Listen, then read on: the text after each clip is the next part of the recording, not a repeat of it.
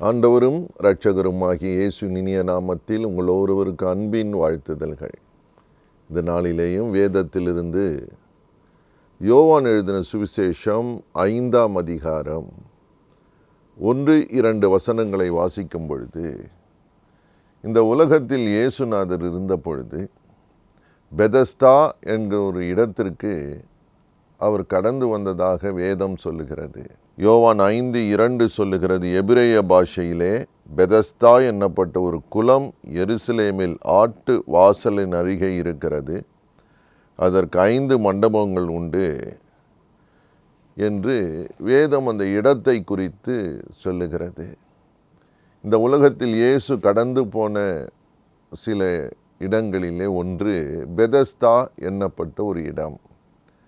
Bethesda என்ற பெயருக்கு அர்த்தம் இரக்கத்தின் வீடு, ஹவுஸ் ஆஃப் கைண்ட்னஸ்.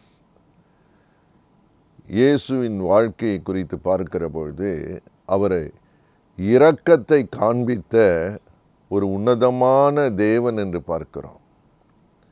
இந்த உலகத்தில் இரக்கம் பெற வேண்டிய எல்லா சூழ்நிலைகளிலேயும் ஜனங்கள் இருக்கிறார்கள். நம்முடைய தேவன் யார்? 2 கொரிந்தியர் 1ஆம் அதிகாரம் 3ஆம் வசனம் சொல்லுகிறது, அவர் இரக்கங்களின் தேவன், சகலவித ஆறுதலின் தேவன். He is a God of kindness. இரக்கங்களுக்கென்று அவர் பிரத்யட்சமாக தமது அன்பை விளங்க பண்ணுகிறார். இரக்கமாக வெளிப்படுகிறது.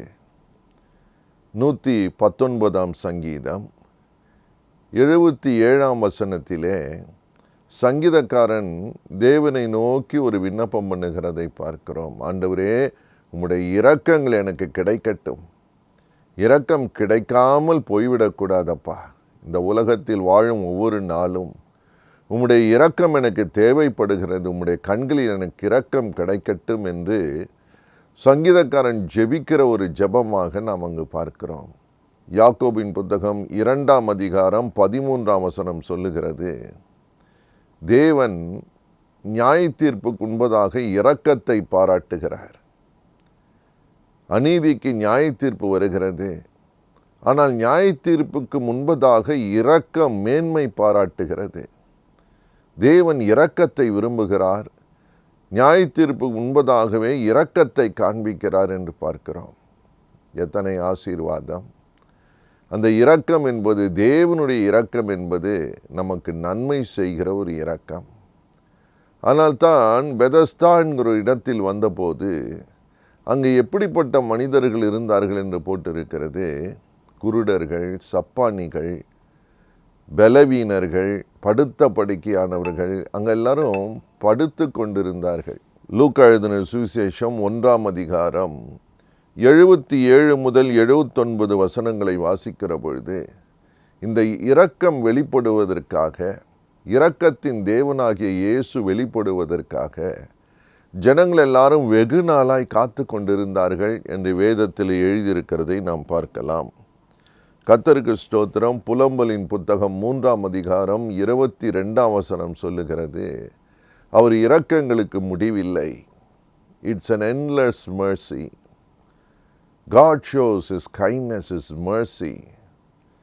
அவைகளுக்கு முடிவே இல்லையாம். ஒவ்வொரு நாளும் தேவன் நமக்கு இரக்கத்தை காண்பிக்க, அவர் இரக்கத்தில் ஐஸ்வர்யம் உள்ளவர் என்று வேதம் சொல்லுகிறது. He is so great in his kindness and mercy. எப்பொழுதும் இரக்கம் பாராட்டுகிற ஒரு நல்ல தகப்பன், ஒரு தேவன் நமக்கு இருக்கிறார். எத்தனை ஆசீர்வாதம்! தேவன் அந்த இரக்கத்தை எப்படி விளங்க பண்ணினார்? முதலாவது பார்க்கிறோம், அந்த 6ஆம் வசனத்திலே வாசிக்கிற போது,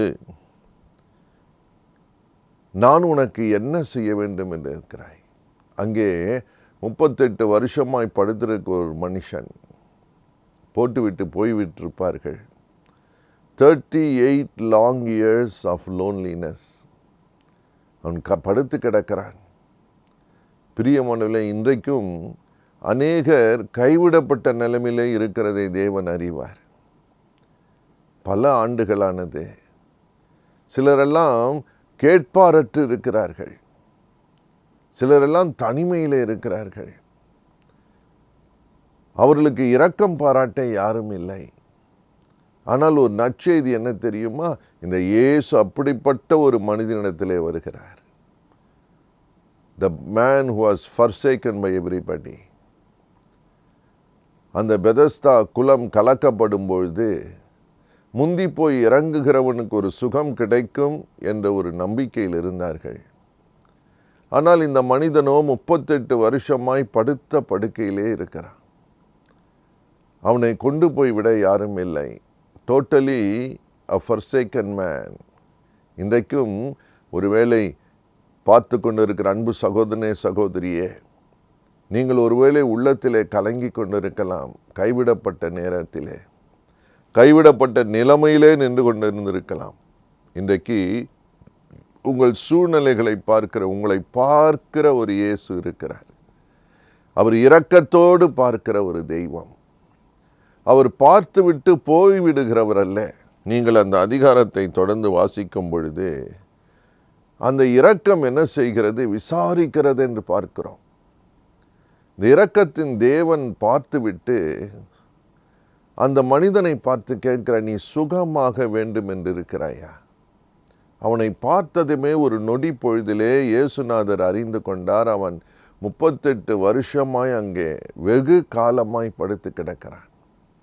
இன்றைக்கும் ஒருவேளை நீங்கள் தவிக்கிற தவிப்பிலே உங்களை கேட்க யாரும் இல்லாத ஒரு சூழ்நிலையிலே இந்த இரக்கத்தின் தேவன் உங்களை பார்த்து விசாரிக்கிற ஒரு தேவனாக இருக்கிறார். This mercy enquires. பிரியமானவர்களே, இன்றைக்கு அநேகருடைய வருத்தம் என்ன? தங்களுடைய குறைகளை கேட்க ஒருவர் இல்லையே, தங்கள் மனதில் இருக்கிறதை பகிர்ந்து கொள்ள ஒருவர் இல்லையே, எப்படி இருக்கேன்னு கேட்க ஒரு ஆள் இல்லையே எனக்கு என்று புலம்புகிற அநேகர் இருக்கிறார்கள். They are totally upset. ஐயா, ஒரு வார்த்தை நிறைய பேருக்கு நன்மை செய்தார்கள். இன்றைக்கோ அவர்கள் கேட்பாரற்று இருக்கிறார்கள். ஆனால் தேவன் யார் தெரியுமா? இரக்கத்தின் தேவன் விசாரிக்கிறார். How are you? நான் உனக்கு நீ சுகமாக வேண்டும் என்று விரும்புகிறாயா? God knows the exact need in your life. பிரியமானவர்களே, இன்றைக்கு உங்கள் தேவைகளிலே உங்களை விசாரிக்கிற தேவன். 1 பேதுரு 5ஆம் அதிகாரம் 7ஆம் வசனம் சொல்லுகிறது, அவர் உங்களை விசாரிக்கிறவரானபடியினால் உங்கள் கவலைகளை எல்லாம் அவர் மேல் வைத்து விடுங்கள். Cast all your burden on him. ஏனென்றால் அவர் இரக்கத்தின் தேவன். அவர் விசாரிப்பார். உங்களை என்னையும் விசாரிக்கிற ஒரு தெய்வம். பல ஆண்டுகளுக்கு முன்னாக 1980ஆம் வருஷம் நான் பாவ சுமையிலே, இருளிலே, போராட்டத்திலே, தோல்வியில் இருந்தபோது இந்த அருமையான இயேசுநாதர் என்னை விசாரித்தார். இந்த அற்புதமான இயேசுவின் அன்பு இரக்கத்திற்கு தேவனுடைய கிருபை என்னை சந்தித்தது. தேவன் என்னை விசாரித்தார். கர்த்தருக்கு ஸ்தோத்திரம். என் வாழ்க்கை மாறினது. அப்படித்தான் இந்த 38 வருஷமாக இருந்த மகனை, அந்த அந்த படுத்து கிடந்த அந்த மனுஷனை இயேசு பார்த்து சுகமாக விரும்புகிறாயா? such a broken hearted person என்று அவருக்கு தெரியும். இந்த நாளில் கூட மனம் உடைந்து போயிருக்கிற உங்களை பார்த்து தேவன் ஒரு விசாரிப்பை தருகிறார். உனக்கு நான் என்ன செய்யட்டும்? விடுதலையாக விரும்புகிறாயா? பரிசுத்தமாக விரும்புகிறாயா?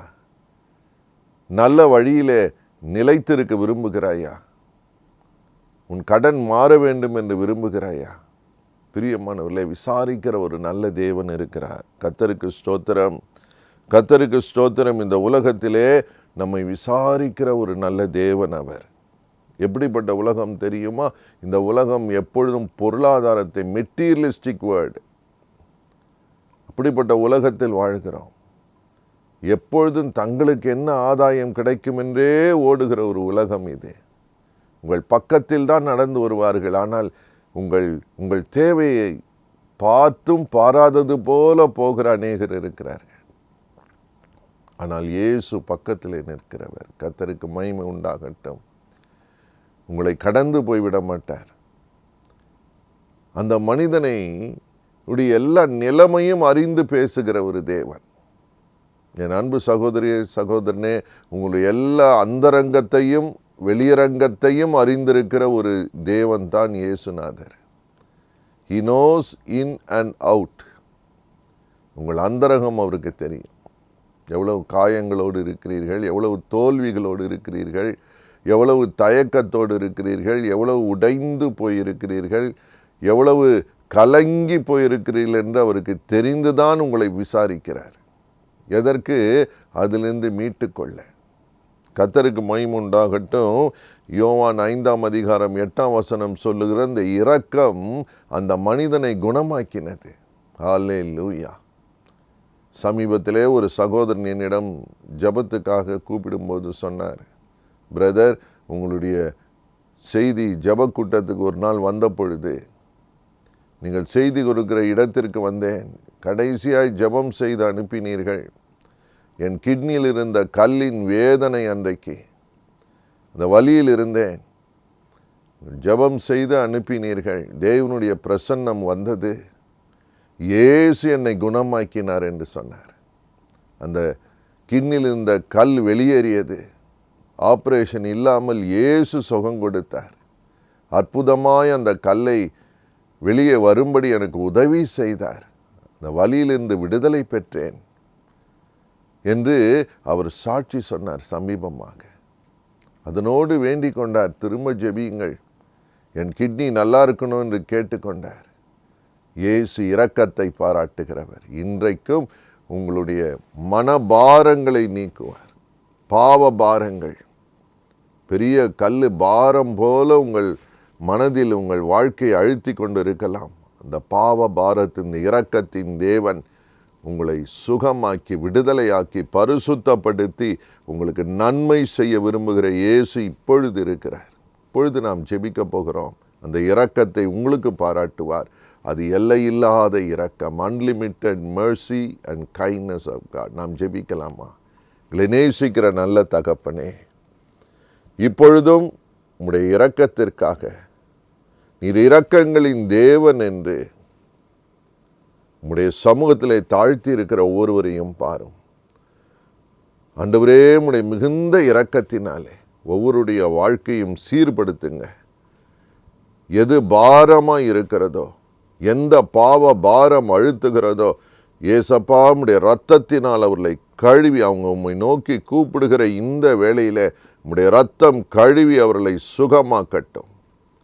ஆத்துமாவை சுகமாக்கட்டும், ஆவியை சுகமாக்கட்டும், சரீரத்திலேயும் உடைய வல்லமை இறங்கட்டும் அப்பா. இந்த இரக்கத்தை பாராட்டும். நீண்ட நாட்கள், நீண்ட வருடங்களாய் அப்படி கஷ்டப்படுகிற ஒவ்வொருவரை அறிந்திருக்கிறீர். எத்தனை நாள் தலைவலி, எத்தனை நாள் வேதனை, எத்தனை நாள் அந்த மூச்சு திணறல், எத்தனை நாள் ஆஸ்துமா. இப்பொழுது உம்முடைய வல்லமை இறங்கட்டும் அப்பா. மனது உருகி தொடுகிற தேவன் இயேசு, உயிரோடு இருக்கிறீர். நீர் மாறாதவராய் இருக்கிறீர். இன்றைக்கும் உடைய மகிமை, வல்லமை, சுகமளிக்கிற கிருபை மாறவே இல்லை அப்பா.